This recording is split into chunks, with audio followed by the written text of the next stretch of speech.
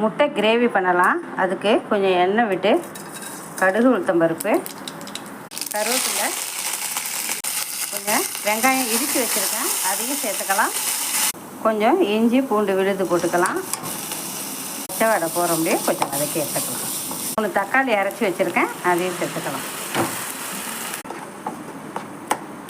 மிளகாத்தூள், மஞ்சத்தூள், கரம் மசாலா, குழம்பு மிளகாத்தூள், கொஞ்சம் தனியாத்தூள் போட்டு இதையும் சேர்த்து வதக்கி எடுத்துடலாம்.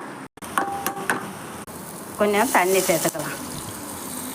தேவையான அளவு உப்பு போட்டு இதை மூடி போட்டு நல்லா கொதிக்க வச்சு இறக்குங்க.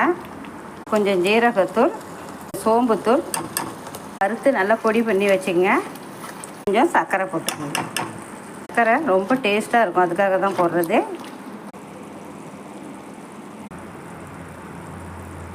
கொஞ்சம் மிளகுத்தூள் போட்டுக்கலாம். ரசம் சாதத்துக்கெல்லாம் சூப்பராக இருக்கும். ரெடி ஆயிடுச்சு.